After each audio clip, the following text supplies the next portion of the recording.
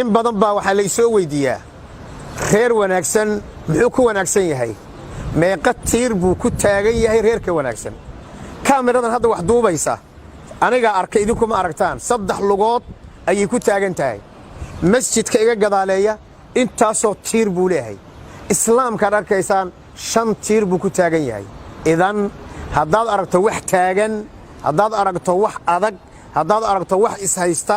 haddaad aragto wax aan dhacaynin waxa weeyaan wax adkaynaya ayaa jira dhulkan aad arkaysaan waxa lagu adkeeyay oo dhaqdhaqaaqa lagaga ilaaliyaa buuraha sida ilaahay quraankiisa uu noogu sheegay subhanahu wa ta'ala haddaba reer wanaagsan muxuu ku wanaagsanaadaa tiirarka uu ku taagan yahay maxaa kamida koow bal hadda tirsada tiirka koobaad waa taqwa allah ogaada meel la ku qorta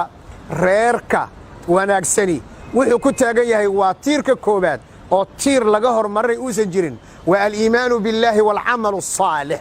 waa rumayn ilaahay si dhaba loo rumeeyay iyo amal toosan oo lala imaado allah oo la raali geliyo jalla jalaaluhu shaytaanka oo lala collaytamo allah subhanahu wa ta'ala wuxuu ka caroon hayay oo dhan oo la iska ilaaliyo idan reerku waxa uu ku taagan yahay waa midda waayo ilaahay baa naxariistiisa samada kaga soo dejinaya waa reer tukanaya waa reer soomaya waa reer wax sadaqaysanaya waa reer ilaahay ku xidhan waa reer alle keligii caabuda oo ilaahay subhanahu wa ta'ala cid kale aan la caabudin kaasi waa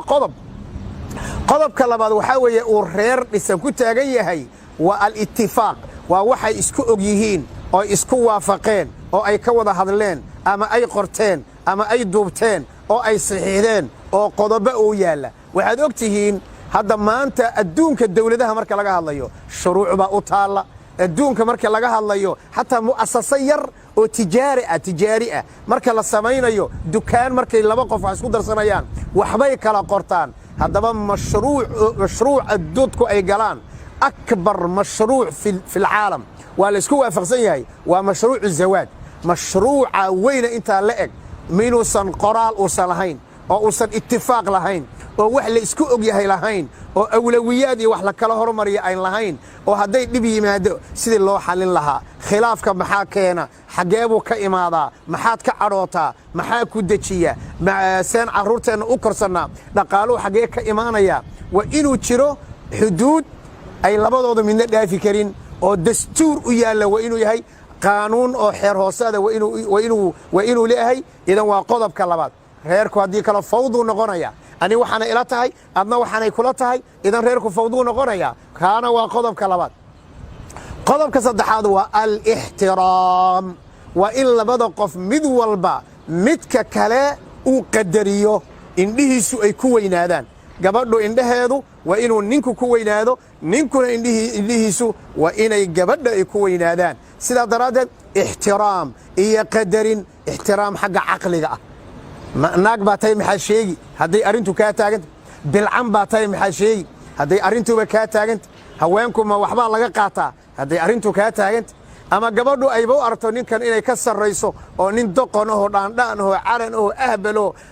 ma taqaan waxba garanay inuu yahay oo qeyrkii ka haray oo mar walbaba maskaxdii hoos loo dhigayo yani waxa weeye xagga aqliga in la isku ixtiraamo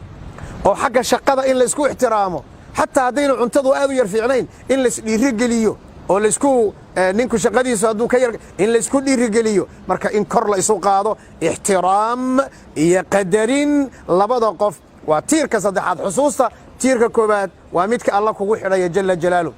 tiirka labaadna waa tiirka labadiina idin kala celinaya tiirka saddexaadna waa tiirka qiyamka tilmaamaya ee labadiina inaad jirtaan mid walba midka kale ogolaysiinay